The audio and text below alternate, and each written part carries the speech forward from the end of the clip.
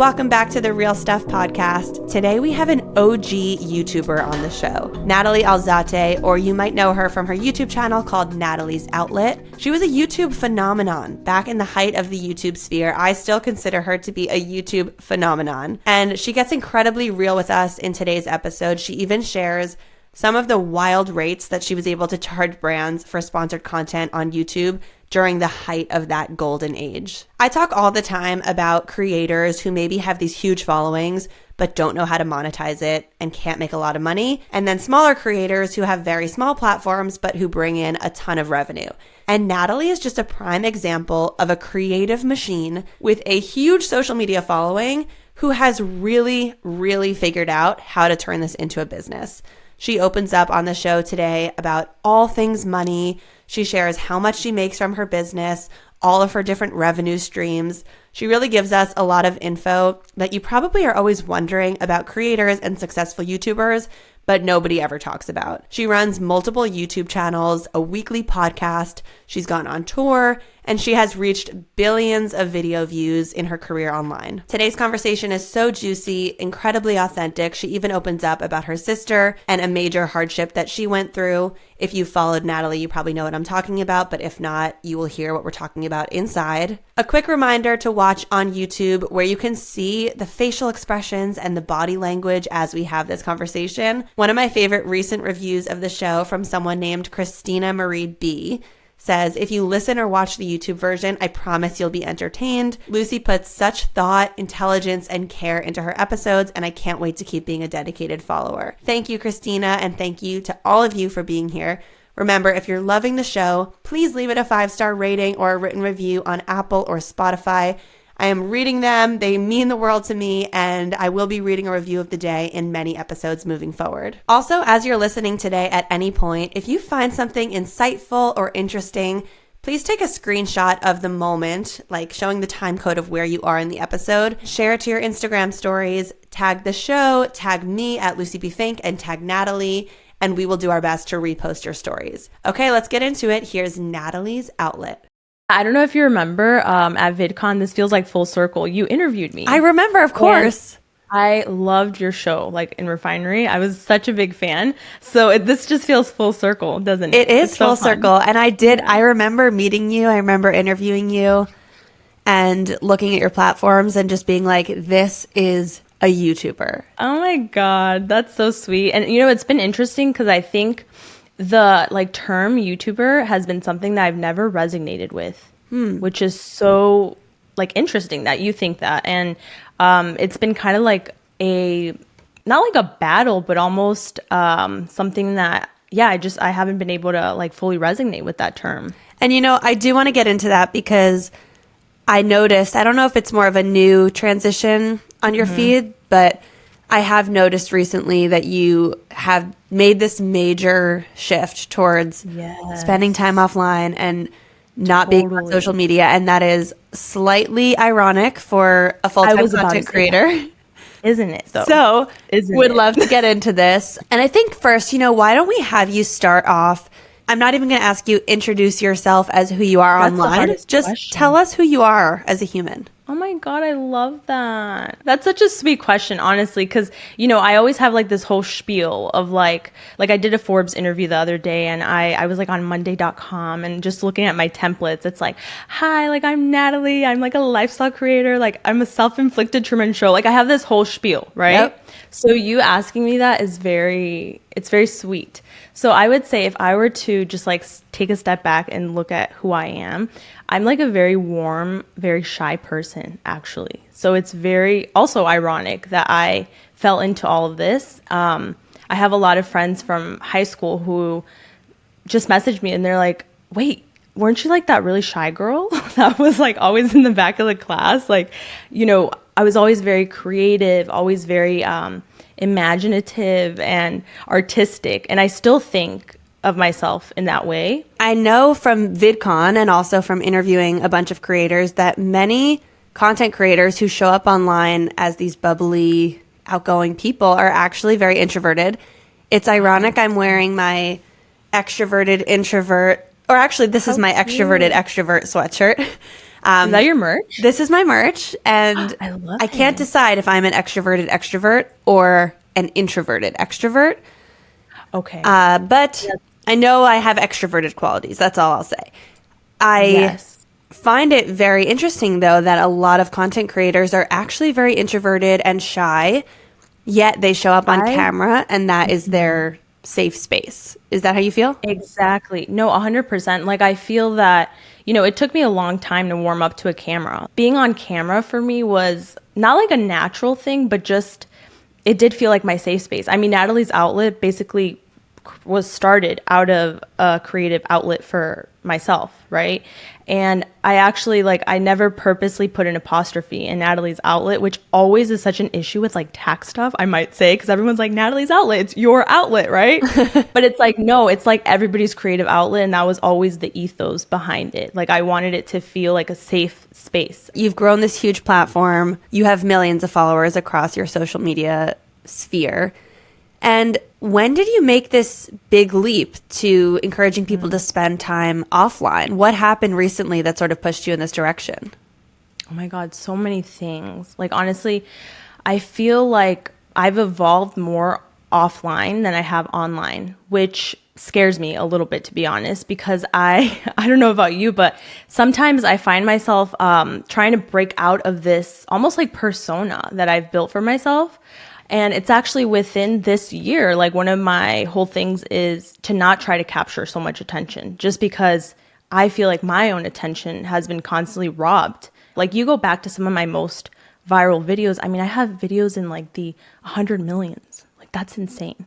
That's crazy, right?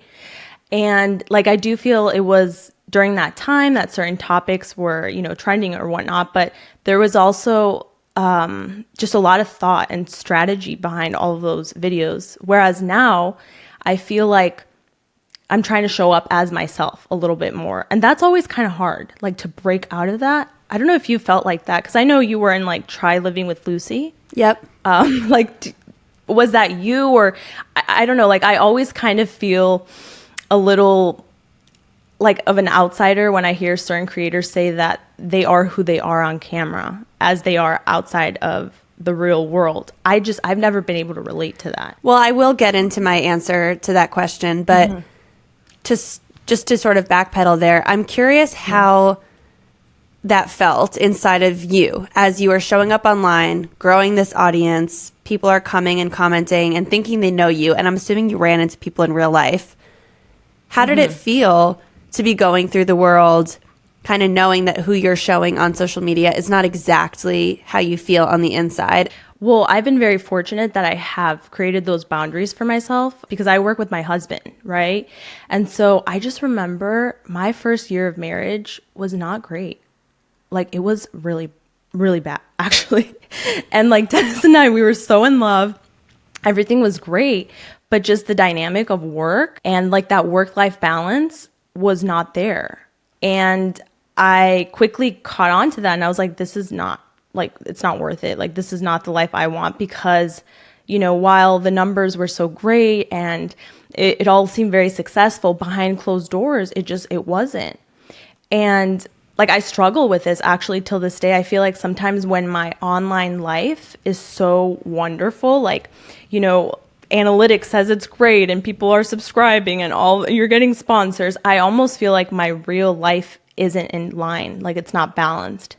I don't know if you feel this way. I've genuinely struggled with that balance. Yeah, I think that's a very spot on way to put it, is you unfortunately can't have, I feel you can't have full success in both arenas, because the times when your platforms are extremely overperforming is often a time when that means you're working really hard. Maybe you're taking more time away from your loved ones, or you're working late at night and you're not connecting with a partner or with your family. And so I definitely align with that.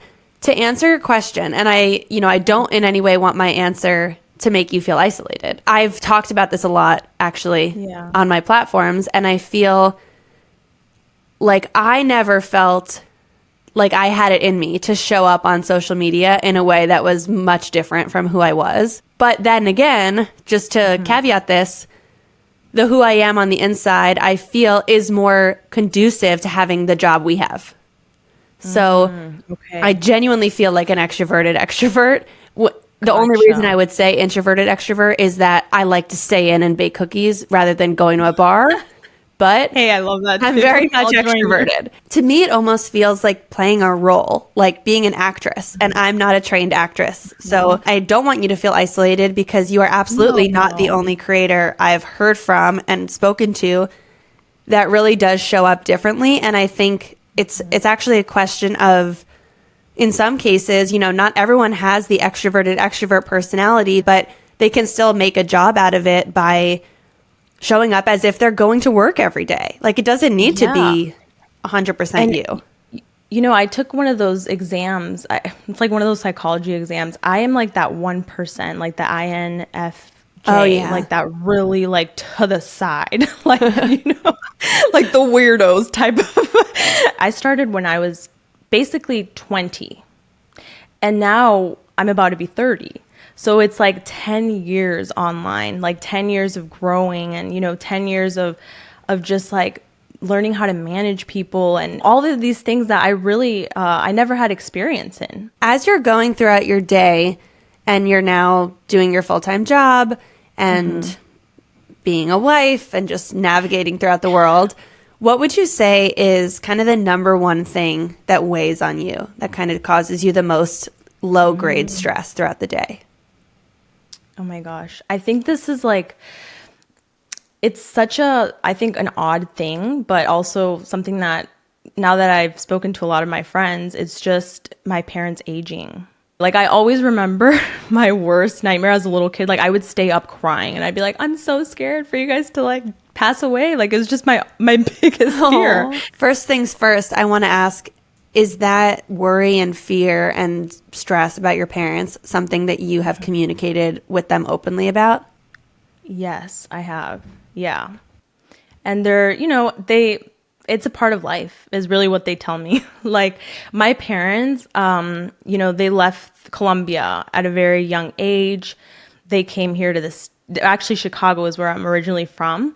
And they never got to experience that like bond that I have with my parents. So I feel really grateful that I get to like see them every afternoon, like walk with my dog and them. I'm super close, like see them every weekend. I feel really fortunate about that, but I have communicated that. And I think it's just life, you know, like it's going to happen. Yeah. And yeah, that's the scary thing, but I just hope I will have kids. I want them to experience that. And in a way, I also feel like that's the pressure for me. But I think as I approach like the 30s, you know, I always thought I would have kids at 25. Like, what a weird thing to just switch your life around like that. And I think there's things in my life that like kind of contributed to that. I didn't know that you wanted to have kids. I was actually going to ask you, and I would love to hear about why you think your life timeline has shifted and sort of what's going through your mind right now. Totally, yeah. So I always wanted to have kids at 25. That was like the age. And 25 came around and I was like, what? Like, I feel like a teenager. Like, I still feel when I have kids, I'm going to feel like a teen mom. I think there's many things that contributed, but one of them was my sister. She had a baby. And 2 hours after having her baby, she passed.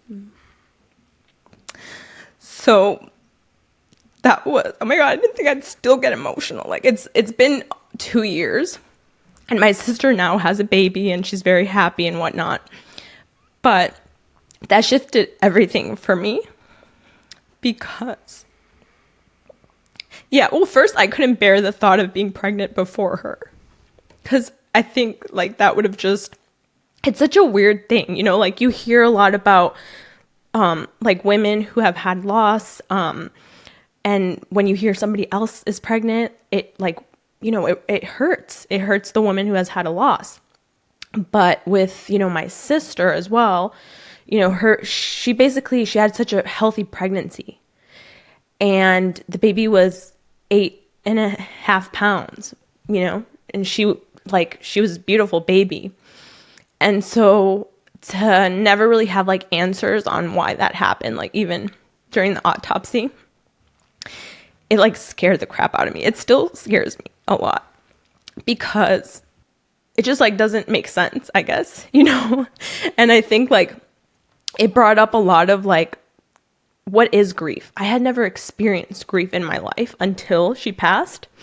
And, you know, people will always be like people will tell you, and I don't blame anybody because like, how do you deal with grief? It's a hard thing. But anyways, people would always say like, oh, well, it happened for a reason. And, you know, and like that stuff hurts a lot when you hear it because it's like, well, for what reason? Like, you know, like why did my sister have to suffer and why, you know, she was broken. She still is broken. Like you'll never get over that. And even as a family, it still breaks you. Like it's really hard. And I got to, you know, finally like meet my niece 2 months ago. And it feels different. Like a lot of people, you know, think that once somebody has had loss and you bring in a new life, it's like magical, like again, but it's not. Like life is kind of forever tainted in a way that I never thought. And so I think like, yes, these things don't happen often, but yet it happened. And I still remember like when my sister chose to share this, there was like an overwhelming amount of messages, Lucie, that I had never even like thought so many women had gone through this, you know, like even women that had lost their baby, like stillbirths, like 20 years down the line, they're like, oh my gosh, like I still remember what that felt like you'll never forget. Wow. First and foremost, thank you for opening up about that. I remember seeing you post about it and I wasn't sure at all if you wanted to dive into it. And thank you for opening up. I'm super open about it. It helps to talk about it, to be honest, but I didn't, I guess it still hurts. I don't know how you could not get emotional, you know, having this happen to you, let alone having it happen to a sister, which I can imagine is oh my God, heartbreaking in and of itself. And the way you probably feel towards your sister as a sister. So I understand that. The story was just devastating. And to hear that there were no answers in it and, quote, no reason makes it almost a million times worse. So much worse, right? We're like, just tell us at least. Because now, you know, I'll go into my pregnancies. And I know every pregnancy is different. But like in a weird way, I think you look to your mom, you look to your sister to see what their experience was like for your own. And again, like obviously this stuff is very rare. But still, it's like my sister had the healthiest pregnancy ever. Like to go to the last seconds. Like it doesn't make sense, you know? If you've been into my Instagram stories lately, you've probably seen me tagging Factor meals multiple times a week as I drink their wellness shots. I'm obsessed with the turmeric spice shot. For that little burst of sweetness and spice, I love it for a mid-afternoon pick-me-up or first thing in the morning. Factor sends delicious pre-prepared meals to your doorstep. The meals are fresh, they're never frozen, and they're ready to eat in just 2 minutes in the microwave. So easy. When our first box came, our fridge was stocked with these amazing lunches and dinners for the entire week. The menu does change every week, so there's always something new to try with over 35 options to choose from. The chorizo chili lives in my brain eternally. I wish I had 7 of those so I could just have one every day of the week. With Factor, you can choose a schedule that works for you, plus you can pause or reschedule deliveries at any time, which is a very useful tool. If you find yourself ordering takeout often, then Factor is just a no-brainer for you and will absolutely save you money. You can get 50% off, an amazing offer. Thank you to Factor for that. If you go to factormeals.com/realstuff50 and use the code realstuff50. So that's code realstuff50 at factormeals.com/realstuff50 to get half off. I think sometimes about how people who have a miscarriage at the early stages, but I guess specifically at the later stages, I think about how once they lose that baby later on in a pregnancy, how difficult it must be for them to gather themselves up and do it again, knowing that that's the thing. Whatever point they got to, like thinking, am I going to cross that line or am I not even going to make it to that line? And to think about your sister going through an entire pregnancy again. And now, I guess what's even worse about this situation is just how big of a question mark what happened is. So it's almost like every moment of her now existing child's life is a question mark of like, is everything going to be okay? And nothing's a guarantee, but I can't imagine feeling that, you know, what's the word? Just feeling that like sense of uncertainty. Mm-hmm. I know during that time, like me and Dennis, we started going to like specialists and like gynecologists and just like making sure everything was okay. But I will also say I kind of felt a little bit pushed to the side because they're kind of like, well, this has never happened to you. And, you know, like basically almost like disregarding my situation and my fears. One thing I learned through all of this is just like reach out to people. No matter if you don't know what to say, I will always remember those that reached out, and I will always also remember those that didn't. Yeah. And it's just like, it really, really gives you strength. Like it really does. I was going to ask you on this call what you recommend people say if they don't know what to say. And I'm actually tempted to even go back to see what I said to you, because I had never heard of a story like this and had no idea what to say.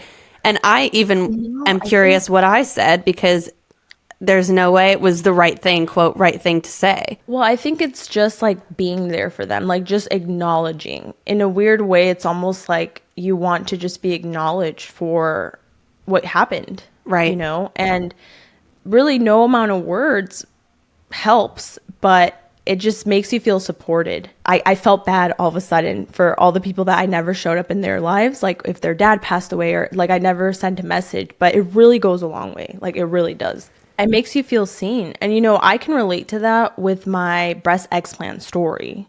When I went through that whole transition, I had so many women reach out to me as well of like, oh my God, you know, I've also gone through this deformity, or I have also experienced this. And it's like you're like a sisterhood. Like all of a sudden you're like, yes, like I'm going into this so much stronger. So back to those reasons why you and Dennis have kind of waited. Are you comfortable going in a little bit into what made that first year of marriage so difficult between the two of you? Of course, yeah. I think that I just remember the breaking point. Like I remember the day we were in our kitchen and we had like all of these work papers and we were eating at the same time and we were like trying to finish like a brand deal and writing emails, and then there was like a random thong on the, like I remember that on the table, and I was like, what is our life? Like I look around, we've been here for a year, and I swear, Lucie, like we hadn't unpacked, like we weren't prioritizing our relationship, okay? We did not sit in our living room and like fully enjoy it and watch a movie 3 years into living into our house. I was like, that's a problem. Or at least that's something that that's not the way I want to live my life. Is this because the two of you were working so much? Yes, 100%. I mean, at the time we were running 3 different channels. I had Natalies Outlet, my main one. I had Natalies Outlet Dos, my Spanish channel. We also had a vlog channel at the time, which is now our podcast. And we were doing a lot. Plus we were going on tour. Like we went to a 22 city tour. We were just releasing merchandise. I mean, and we had a podcast, another podcast at that time. So it was like a lot. And I felt like we grew in a way that had no foundation. I will also say we were very spoiled kids. So like, for example, like the first year of marriage, we didn't have roles of like who helps clean and like who's helping, you know, pay the bills and like who's doing this. Like we didn't establish that, you know, and that was maybe very naive of us to go into marriage and just kind of be like, yay, okay, bye, mom and dad. And like going to our now house we're in our bye. house playing like, yeah, like we're like playing like kitchen and like, no, like it was just a hot mess. And we lost it. Like it was really bad, you know? So what happened? We ended up getting therapy. So just like a life coach of mine. And we started talking more about just how do you show your love language? What is my love language? How can we connect more? what are our personal like boundaries, and like how do you want to live your life versus me, because I also don't want to impose things on you, you know. Hang on, can you hear this drilling overhead? I heard it for a second. I did. I need to just text my You're having housework? Yeah, we're finishing up our cabinetry in my office upstairs. And he knows I'm recording, so I have to text him. That's so funny. Oh my God. Literally, house stuff is a whole other beast, right? It is wild. I'm saying, hi, Paul. Are you able to stop drilling for... I hope you leave this a part of the podcast. I think it's kind of cute. Maybe I'll keep it in. Sorry, Paul. If you hear it, look. I hear it. There it is. So if anyone's hearing the drilling, that's Paul. We're building a cabinet. I'll be sure to share it with you. But thank you for opening up about that. And also that you two went to couples therapy. Yeah, it was really helpful. It was so helpful. We ended up like figuring out the way that I show emotion is so different than Dennis. And I realized that for me, another balance that I've had to learn is like, who is Natalie the wife and who is Natalie the boss or like the teammate? Like, how are we colliding, you know? Because I've always been very, like, I have a feeling I have masculine energy in me, like more than feminine energy. Like, I've always been very driven, and like, I'll work past like certain, you know, let's say like my period phases. Like, I'm just more like a man. Like, I kind of operate like a man. And I think that's like bit me in the butt many times because I'm a woman. Like, I'm not meant to operate in that way. Part of the realization in these meetings is like, he needs more femininity. Like, he needs me to be more soft. He needs me to, you know, to like listen to him more, not to be so like a boss-like figure. Thank you to today's sponsor, OneSkin, for helping us simplify our skincare routines. I use their OS1 Face, which is basically a daily moisturizer. It feels so nice on my skin.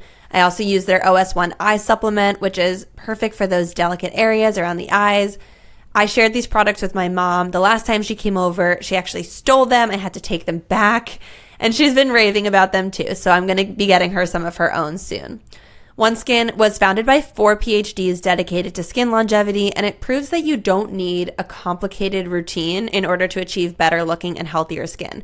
So the secret is in their proprietary OS1 peptide, which is the first ingredient that's scientifically proven to reduce the buildup of senescent cells, which contribute to skin aging. This leaves you with healthier, younger looking skin, reduced age spots, and just more importantly, a stronger natural skin barrier.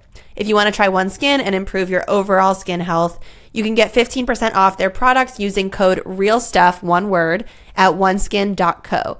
That's 15% off at oneskin.co with the code REALSTUFF. And after you purchase, they might ask you where you heard about them. So please support the show and let them know that we sent you. Get the most out of your routine and invest in the health of your skin with OneSkin. I can't imagine how that dynamic is working with your partner, because the amount of times I've asked Michael if he wants to leave and come work for me, he has no interest in being my employee. So healthy. I think that's so healthy. I didn't know you guys didn't work together. Oh, no. So yeah. He's got a full-time job. He works from home, but he did switch from finance to working in media. So we're now a little more similarly aligned. He works in sports media, but he has no interest in being on my team. And I agree. I think there are many parts of it that are healthy, and we do keep a lot of things compartmentalized. However, I see so many creators with that Instagram husband and the person who's just helping them capture everything. And I do think frequently, how much easier would my job be if he would just bite the bullet? I think you give and you take. Like, yes, I feel very grateful as well, because I don't know if you know this, but like Dennis, before all of this, he was not in this type of field. Like, he finished like molecular biology and biochemistry. Like, he was going to be an anesthesiologist. That was his whole thing. So to shift from like now a creative field to like, it's just a different dynamic. Well, I think this was a really good segue into sex, because we kind of covered mental health, and now we're talking about relationships and marriages, and here we are with sex. So I have to assume that at least during that first year of marriage, when you were feeling quite overwhelmed with work stuff that there maybe wasn't as much sexual energy flowing, but correct me if I'm wrong. There's also a huge misconception of like, you know, should you be having sex like all the time as like a newly married couple? Like I think I felt in a way, not necessarily like the pressure, but just I was like, maybe something's not right here. Like, you know, like what, like why are we so focused on work? Like I just don't understand it. We didn't even go on our honeymoon until literally 7 years into our marriage. Like that was crazy. Why is that? Just because you were so busy? We were so busy and we never prioritized it.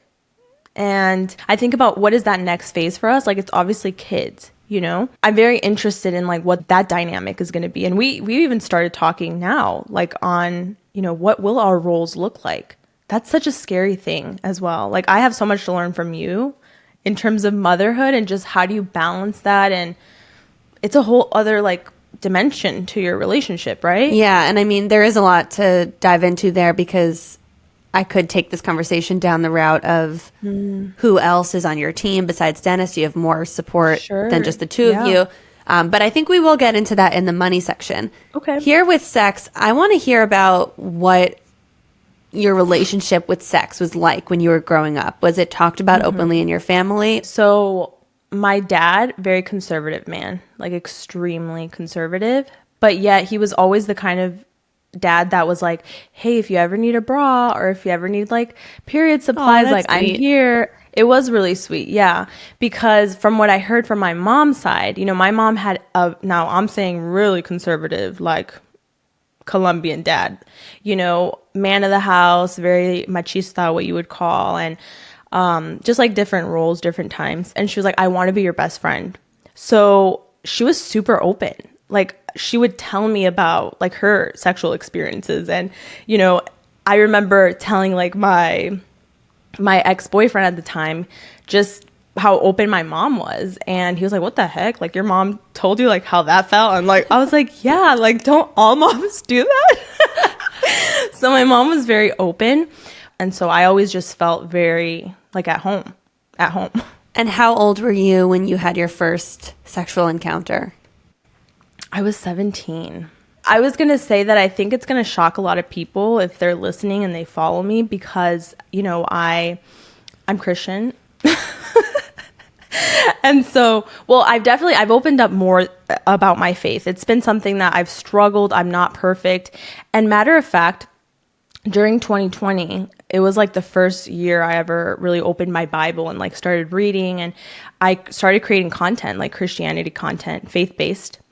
And I have never received so much hate in my life. Wow. Like during that time. Yeah. The reason I say like, yeah, I was 17 when I lost my virginity, but I think that, I've never said that like anywhere on the internet. I just think, you know, you wouldn't think that, I guess, of me. And I know for some people, like that's maybe like, oh, like that's, I think like Americanized culture, it's more common, like the hookup culture and all of that.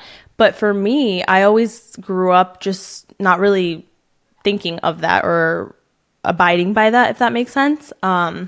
So yeah, I think my audience will be kind of shocked to hear that. Well, what's interesting to me is that you've never said that anywhere on the internet, and you know, clearly there's something in you that feels like afraid that you will get judged for having had sex before marriage. I know I will. No, I know I will, for sure. But on that note, you are also saying that once you started creating extremely religious content, that you got hate for it. So who are your followers?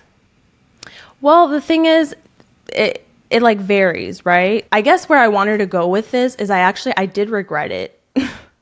And I think what's interesting too is like I lost my virginity to my husband, like Dennis. Basically, I lost my virginity to Dennis is what I'm trying to say.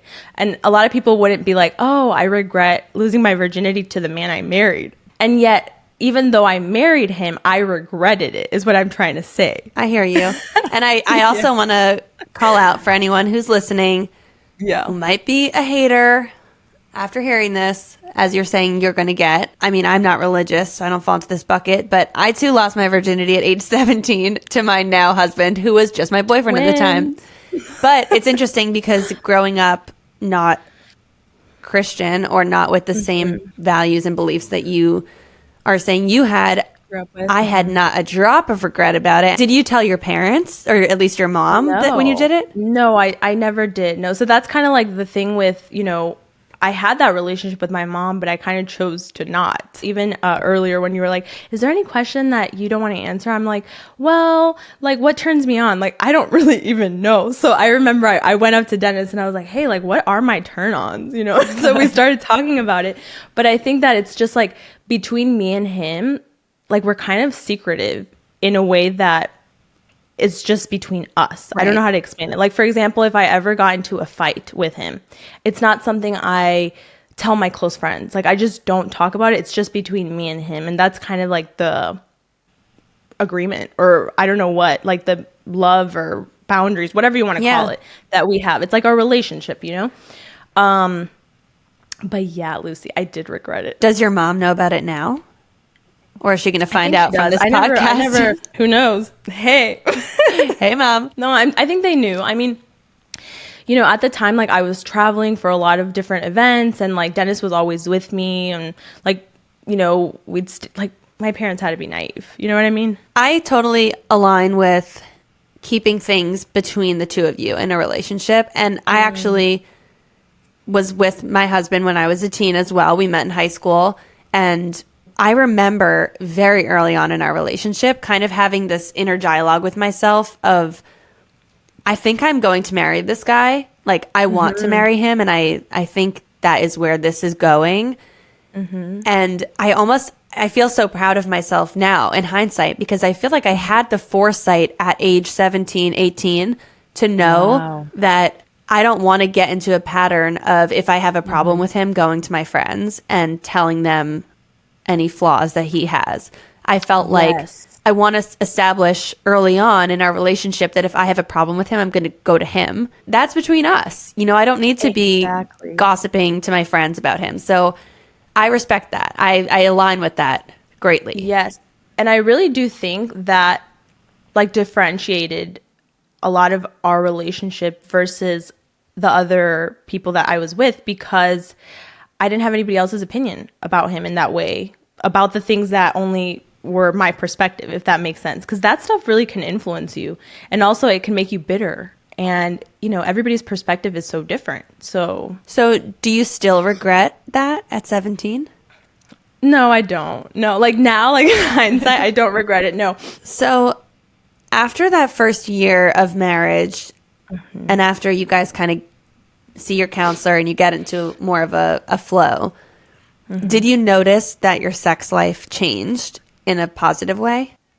I don't think that we like struggled in our sex life per se. It was more, like I said, that dynamic between, like, he doesn't want to see me as a boss, or like he doesn't want to be seen as an employee, and that's his dynamic and that's what he wants, right?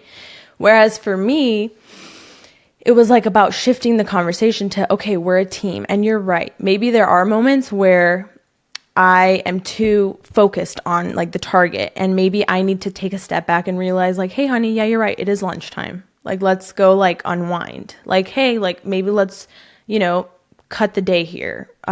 So that's what I've had difficulty adjusting in our life. And I think what's helped us, for example, is just like we clock in and we clock out. I love that. Like we have to, because then that separation, it was just never there. Like we needed that for ourselves. I was going to ask how you guys would transition on a typical day from sitting, doing work together, recording, editing.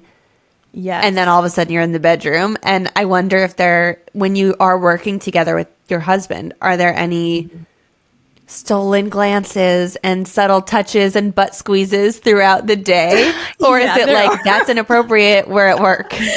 No, what's so interesting is when I had my assistant at the time, she was coming in, none of that was happening. And actually I started feeling extremely distant from him because there was no room for play. Because really the way that it goes for us is like our morning routine, like I'm an early bird, so I'm like waking up around like 6, right? So I'm usually like at the gym at 7, and then I like to have like 2 hours to myself. but we always start work at 10 and then work starts, right? And yes, I am definitely like very focused, but like you said, like, yeah, those random like little kisses and glances and all that stuff happen. But then after work, what's kind of funny is like after 5, bye, like we both kind of peace out, which is really nice. Like, I think we've been together all day. We've been dealing with a lot of different decisions. He goes to the gym. I usually have like some fun activity, or I just relax at home or do whatever. And then we really don't come back together until like around 11 or 12. The only day we really are intentional is date night. So that's Wednesday. Every Wednesday we have a little date night. So after like 7-ish, because I don't know about you, but like, well, you don't work with your husband, but like it can be too much. Like we need our space. We really do.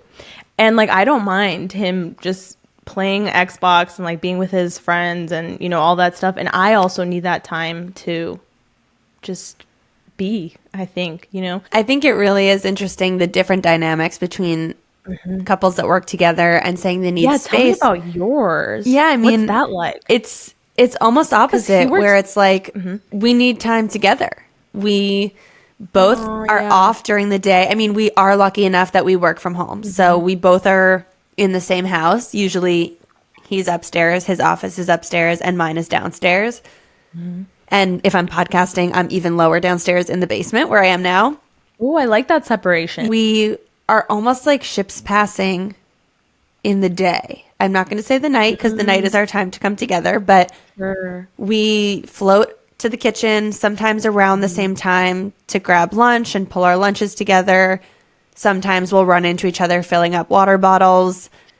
You know, that's the one. Every so often I need to pop into his office to ask him something, or him to me.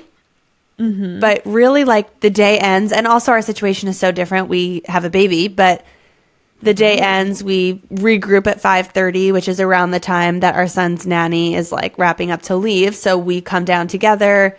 We usually have a family dinner, all three of us, at 6 p.m.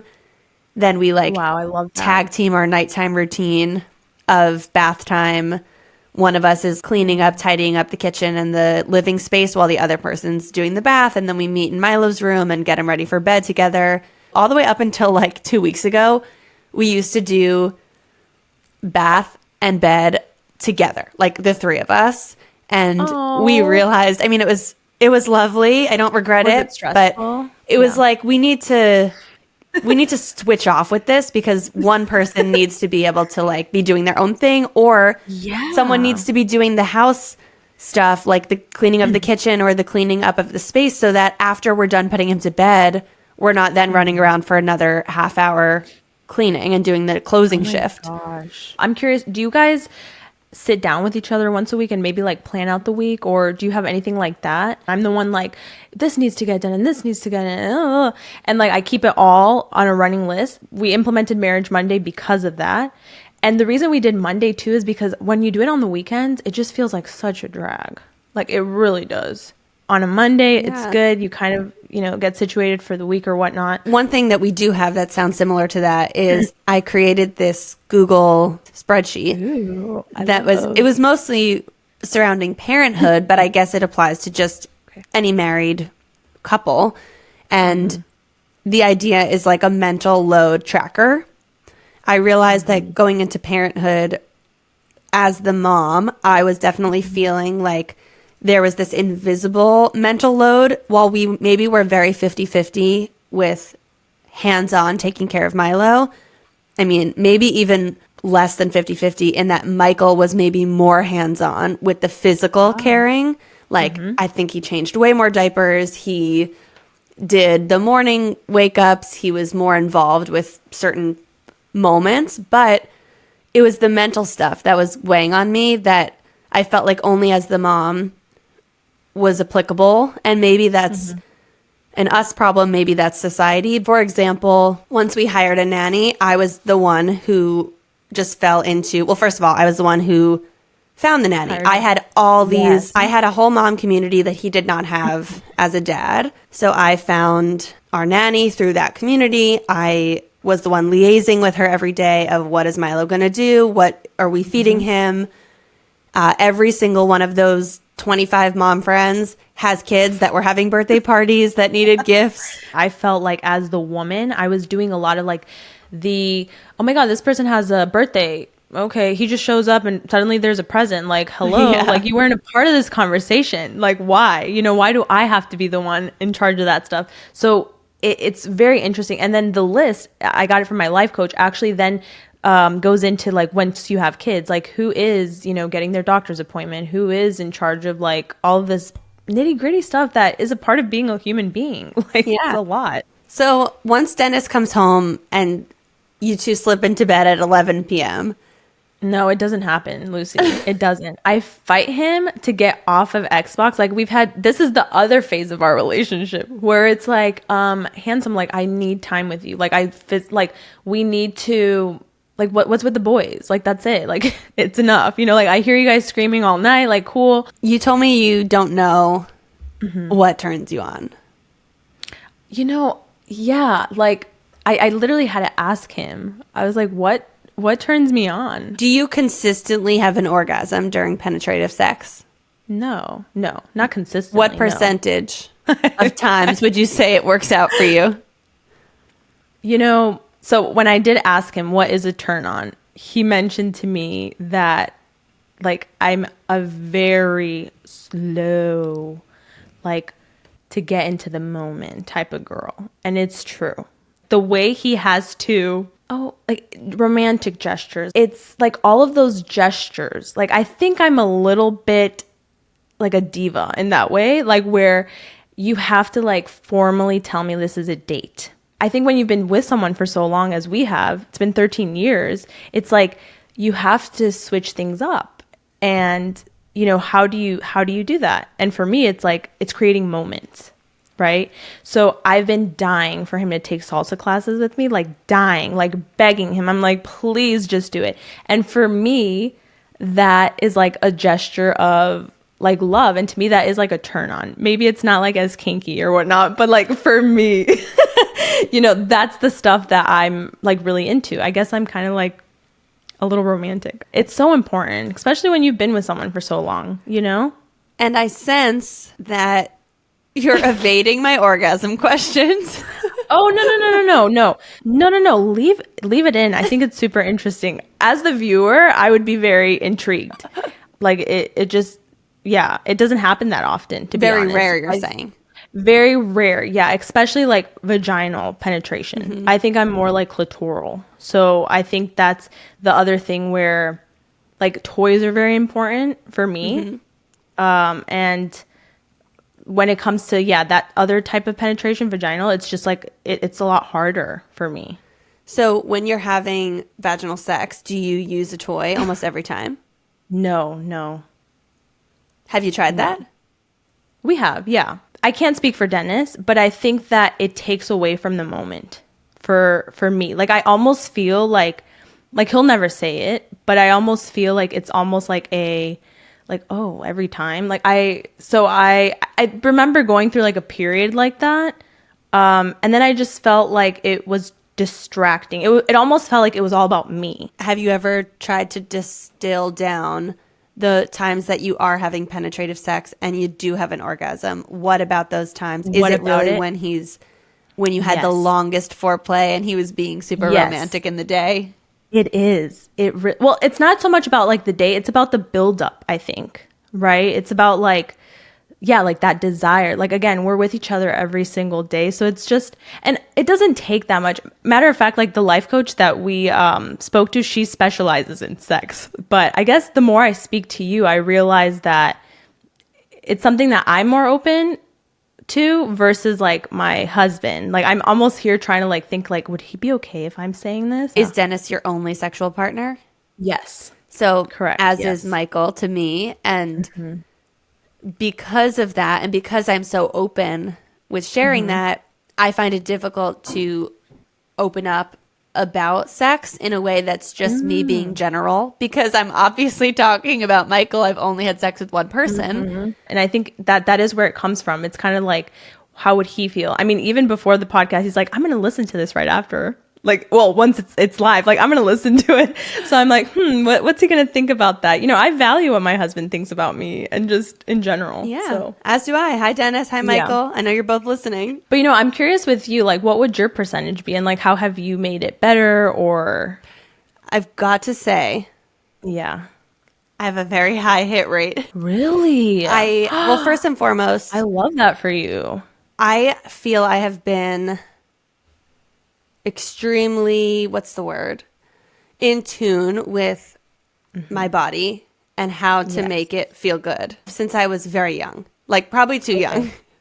So that's because you were explorative and like you feel very like curious. you know. I came from a community. I just had like a lot of friends growing up that would openly talk about touching themselves before it was like even a sexual thought. When it was just like, oh yeah, you know, did you know that if you did this, then you will feel this way? Also, always came from a very sex positive upbringing.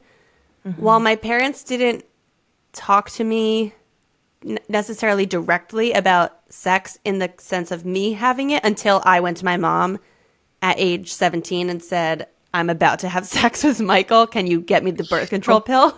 Oh, wow. Until that, it was not, you know, the word sex would come up, but it was always kind of a giggly topic. One thing I do remember, which I've never shared, and I'm curious if my mom's going to listen to this podcast.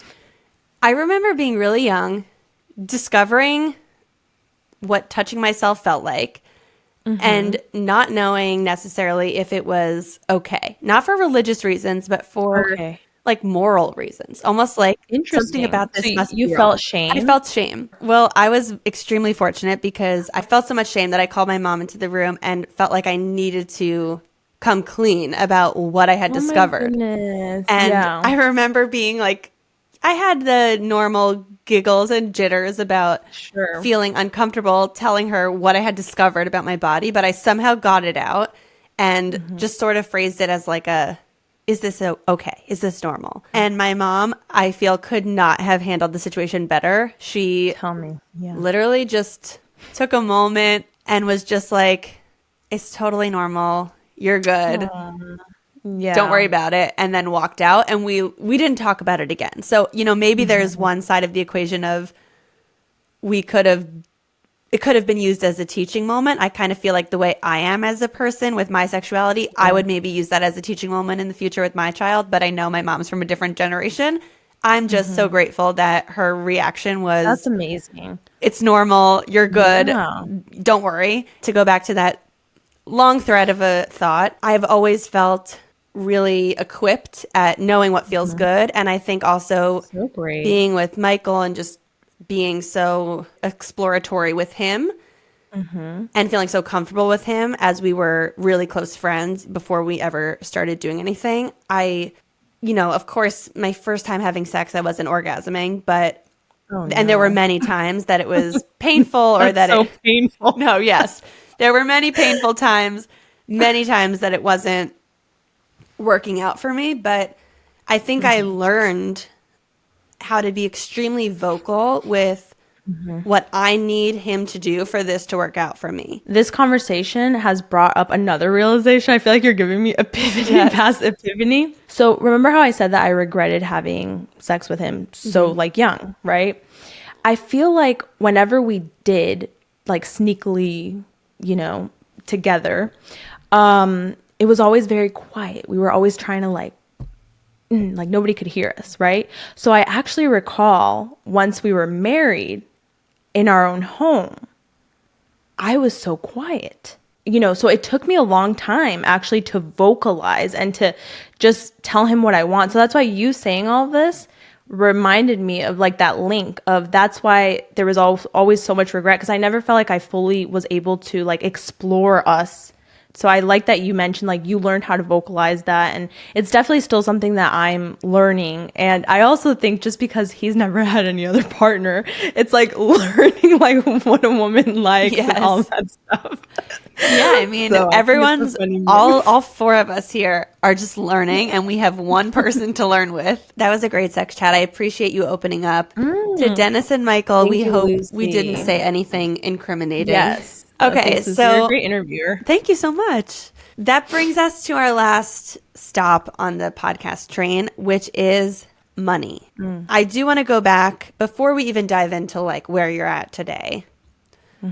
What was your financial situation when you were growing up? So I feel like my parents always did a really great job to like put us in the best schools and, like never make it feel like we lacked anything. Even though they were like turning over like 3 jobs and like doing a ton of stuff. My mom, one of the first jobs was like cleaning, and she did that for many, many years. My mom's always been like very like, we're going to make it work. And I would say a very abundant mindset. I attribute a lot to her in terms of like my mindset and how I've been able to navigate everything and like never seeing the impossible, if that makes sense as well. As your parents are working multiple jobs, you're saying they still very much had this abundance, positive outlook on money. Were they passing on to you that once you make money, you should save it and stash it away? Or were they kind of suggesting that you should spend it because we worked hard for it? This job, for example, like YouTube, it was like around 2.5 years of just like grinding and 3 videos a week till I made like any kind of money in this. Because my mom had her accounting background, her foresight was always like, let's invest this. I will say, once I started making this money that nobody in my family had ever made, it was so overwhelming.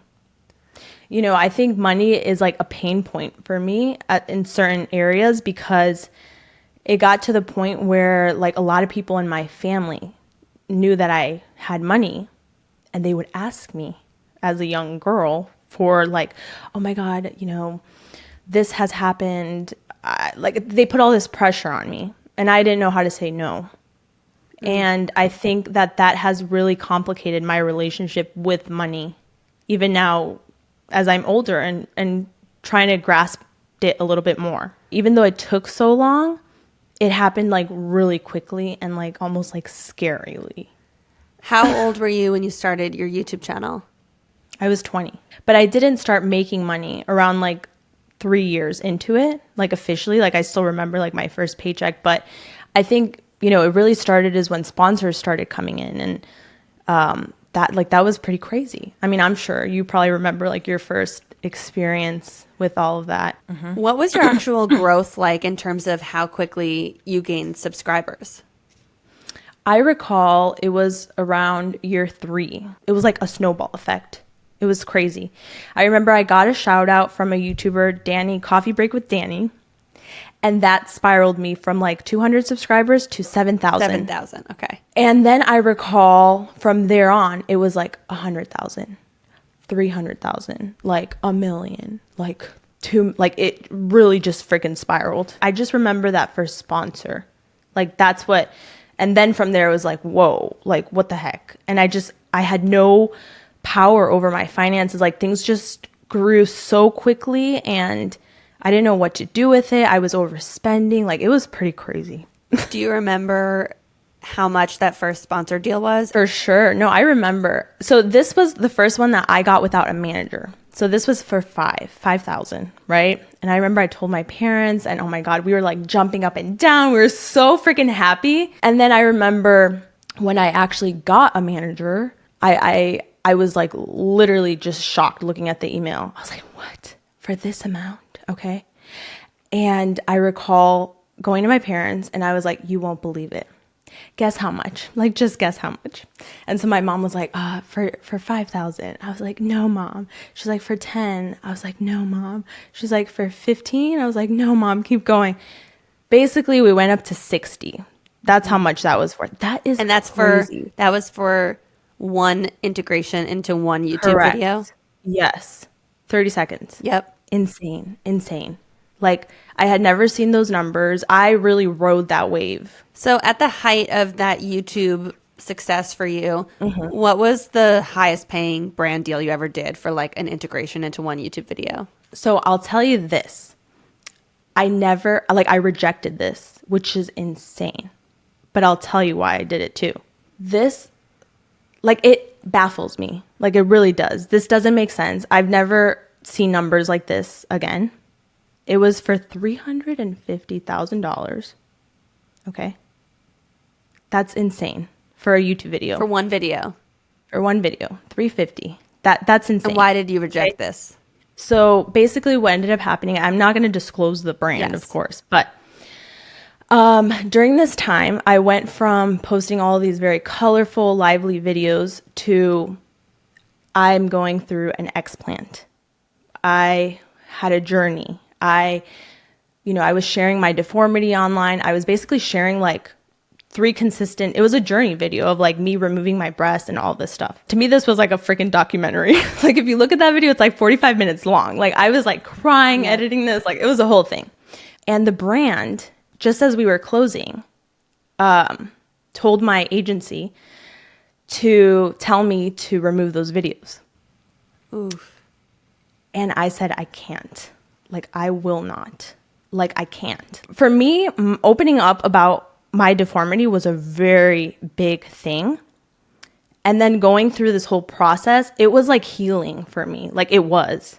Like literally no amount of money, you know? But what's crazy is like Dennis and my mom, they're like, you're so stupid. Like, what? Like, why couldn't you just have like taken the money and like Natalie, like that could have changed your life. Like, you know, but I just like, I had no need, like really. And I don't say that to be like cocky or anything, but like it was good, but I didn't like, it wasn't everything. Like to me, what I was creating with my audience and like this connection of like me sharing this story and like all the people that wrote in was so much greater. I like, I've never thought about it. I think it's funny. To this day, I've never gotten a brand deal. That's that massive. Honestly, good for you because, you know, some of these brand deals, the numbers are really enticing and you got to say no when you know it's crossing a personal boundary. So I highly respect that. Would you say that around that time, it was a very common occurrence for a short 30-second to 60-second YouTube integration from a brand to be bringing in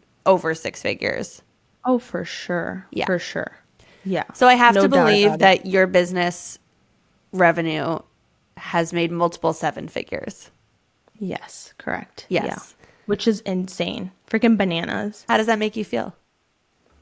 Honestly, right now, really proud because I feel like for a while, not me about the waterworks again, not me about to cry. Let it out. But I feel like for a while, I have been neglecting what like created this. I don't know why. It like became too much. It really did. You know what, Lucie? You need to be a psychologist. Maybe you should be my life coach.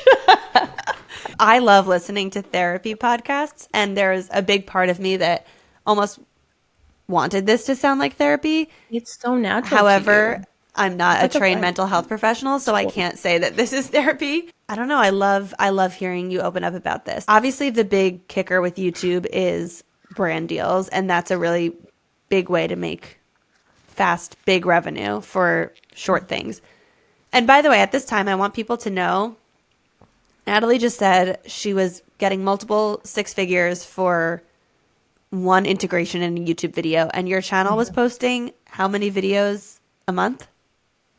I was posting maybe like 8, but I wasn't doing every single like sponsored, you know. Not but every I did video have 3 sponsored, channels. but you know, that's multiple six figures coming in a month. On top of that, YouTube pays out creators with ad revenue just for getting views on the video once you turn monetization on. Yeah. I've never been close enough to be friends with someone who has a channel with 8 million subscribers. Are you comfortable sharing at least a range of what your ad revenue makes just in the background without you needing to do any extra brand deals? It's not a lot anymore. So it's definitely changed. Like the model, like that's why I mentioned like it was prime. 6 figures for sure, monthly. Are you comfortable sharing what it's at today? It's definitely below 10 grand. Yeah, definitely below. I was looking at my channel the other day and I was like, wait, girl, you've only posted 22 videos last year? That would have never slid with my old self. And that's okay. Like, I've evolved. I was in a different stage in my life. I also think that everything that I went through, impacted my creativity and just everything. I guess what I'm trying to say is I don't know how much longer I'll do this for as well, Yeah. And like, it's a conversation that I have with my husband as well. It's like, why do you do it still? Like, well, I love it. I don't always love it. That's the other thing. Oh yeah, I want to throw in the towel like once daily at least. It's good that you are getting to a place, I can tell you why you posted 22 videos because you're living your life offline and yes, you're in a different phase, a different stage of life. Not only is the media world in a different phase, but you are evolving. I can identify with being extremely attached to an older version of yourself, especially a version that was so well loved. The amount of times I've received comments of people saying they're so upset that I left Refinery 29 and they wanted me to go on with those series forever. And I was ready to evolve. I mean, I had so much fun. I also loved it. But I found I was attached to this old version of myself that was churning 100%. out weekly content. And I, being at this stage in my life, don't want to be doing that right now. Being one of these OG YouTubers, I'm really curious how your monetary success sort of translated over to Instagram, where you now have over 600,000 followers. Was there any year in your life where your Instagram or even your TikTok following brought you more income than YouTube? Yes. So I would say this past year, TikTok has brought me in more, which is insane. How many TikTok followers do you have? Thought? I think we're at 1.2 million. I think we are. Yeah. I just think that's so interesting. And also, like, thank God, because like making YouTube sponsored content is not easy. The amount of like approvals and back and forth and like creative vision and meetings and like you would never guess. You'd think I'm just sitting there talking to a camera, but like, no, girl. Like, I'm like hovered over in a meeting, like trying to like have my big point pants on, talking to like executives. It's like, what is this? Like, this is very odd. So yeah, TikTok has been very interesting, which I think is also like, it's kind of sad. I feel like YouTube, a lot of people feel like it's a lost art now. Like, not a lot of people want to invest time into it, I would say. Are you comfortable sharing on a more recent basis what type of price you could be charging a brand for, say, a TikTok or a post on your Instagram feed? Yeah. I love these questions. I also love being honest about it. I would say the only downside to this is like a brand person might see it and then be like, that's her rate. So I think that's like the sad thing. Yeah, I think that's a valid concern in this industry. Yeah, because then the negotiation phase kind of like goes away. But like, and I hate that because if like people here are my friends, like I want to tell you that because I think it's so important to break those like barriers. But unfortunately, it will impact my business. Yeah. At this, you know what I mean? But you call me girl, Lucie. I feel like that's so mean though. Like it sucks. It sucks. I mean, I get it. I think if someone were to ask me that question and I wanted to share, what I would maybe do is like say the high end of what I've gotten so that I feel more like I have a higher starting point with brands. But But you know what's so interesting? TikTok is so new right now that I've seen so many variations of it. So like we're just dipping our toes. Yeah. I'm pretty sure it's like prime, like how YouTube used to be. Like it probably is. It's pretty scary. Yeah. I mean, just to give our audience a little taste of something they think we can't leave them sweet. With any, What I will say is that I find this industry with payment so inconsistent that I almost don't have a rate card anymore the way I really used to. And of course, I have a range in my head that I feel comfortable doing content at. But in the past year, I've done the same exact deliverable for 2 separate brands. And one of them has paid $5,000 for it and another has paid $45,000 for it. And it's the same deliverable. And the reason, I think if I had to discern in my head why the budget was so different, there's a lot of factors. I think for sure one is the higher budget being just a bigger brand that has more money to spend. And my team maybe knowing that going into the negotiation phase, maybe my team had some clarity about what this brand had paid other creators, so was able to sort of know what they're working with. And then I guess the second reason or another reason would be certain brands I feel more inclined to do lower paying partnerships for things that I might ask another brand for way more for, because I think it's a brand that I really align with and really want to work with, and almost feel like it's in my best interest to work with them. It's not just coming across as an ad, but maybe there's a do good element of the partnership, or it's helping position me in an area that I want to move towards. Yeah, the range is very big. And also I will say, like, it's been really interesting for me diving into like new avenues. For example, I got to interview Dara, the CFO of Peloton, and like I got paid for that girl. Like again, like just it's a number that feels kind of like shocking, and I would have never, even at this point in time in my YouTube career where I'm not like Miss Hot or anything like that, like they see value in you. And like if you go on YouTube's channel, I think that video has less than like 2,000 views, but it's never about that. It's like the impact. Why? Yeah. That was seen by many Google executives and many people who are like in the industry. So like always shoot your shot. I no longer have a manager. So I've been without a manager for like a good 6 months. And it has been difficult in the sense of, yeah, now I am like the face and all of that. Something I'm trying to tap into more is that entrepreneurial like business side. And I don't know why for a very long time I have shied away from it. Like for a very long time, even like the whole YouTuber thing, like the label, like I just feel like I've wanted to just be like the girl that you see on YouTube, like this soft, like, you know, like, and that's just not me. So I think that I have been really exercising that muscle more. And it's been super gratifying, like for me in my journey. Like it makes me feel great. I love that. I'm so proud of you. Thank you, Lucie. I think I'm proud of you. Thank you. Your journey This is such a fun venture. Like I also just love how different this podcast is. I'm assuming you haven't been on a podcast where they've asked you No, your revenue. Girl. No, or anything about my sex life. Can you just sort of break down, like, it doesn't have to be with the actual numbers, but what are the different areas of your business that bring you revenue? Like you have a certain percentage from Instagram, YouTube, merch. What's your avenues? Okay. So I wrote it down here. So I put 60% sponsors, projects, and collabs. I put 5% podcast. That is our smallest source. There's a lot of investment in this one, let me tell you. I put 15% product, and that's one that we're trying to really build out, like a physical product, like a journal or like, you know, I don't know, teas. That's something that I just want to grow a lot more this year, and I know we can.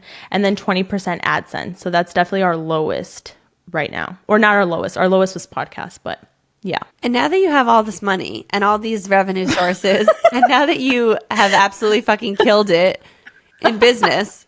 You're so funny. How do you feel about money now? I feel like I've gotten a grip on it, which is really, really great this year. And, you know, it helped to stop making so much because it made me reflect, and it gave me finally the opportunity to like, what do we do with this? So I feel very proud. I feel like I'm my own rich man. It's great. You sure are. I'm so inspired by the business you've created, and I cannot wrap my head around the fact that you don't have a manager. So kudos that you and Dennis are this power team. Let me just tell you, Lucie, I definitely see this as, I think more creators are going to be going solo. You think? There's a lot. Yes, 100%. And more hiring in-house for sure. Why do you think that? Because I think that managers don't bring in the value that they're taking. And I've had 3 in the past and I haven't seen it. Everyone needs to find their Dennis. Can't have a Dennis without a Natalie. You can't. Well, thank you so much for coming on, for being open. I'm curious what part of this conversation, if any, made you the most uncomfortable as we were talking. You know, I think the orgasm one. And I think it's, and I love, please don't cut it out. Like, I love that you're like, I feel like you're jumping around this topic, but I also think it's something that should be talked about more. And I'm really happy that we spoke on it. And maybe I need to use more sex toys as well. You're going to take this into this conversation into the bedroom tonight, and yes, Dennis will be and pleased. Make a baby. Yes, and I guess we never even talked about your future of potentially having a baby. But I guess you'll have to find out. I guess we'll have to have you back on if that ever happens. Oh, yeah, that'd be so fun. Yes. Well, thank you for your time. Thanks for coming on. It's been so great watching you, and I'm so excited to share this with the world. Thank you. I'm so happy to have been a part of this. How exciting. I can't wait to listen to more. I can't believe we've been talking 2 hours. I know. I really have to pee. Like, my bladder is like, I've literally drank this whole mug. Let's do it. Thank you so much for tuning in to The Real Stuff. I'm Lucie Fink. Don't forget to follow the show on social media at The Real Stuff Pod. And if you're liking these episodes, please head over to Apple Podcasts and leave us a written review. It helps the show so much. And if you're feeling called to come on the show, visit luciefink.com/apply and tell us your story. We'll see you next week for another intimate conversation on The Real Stuff.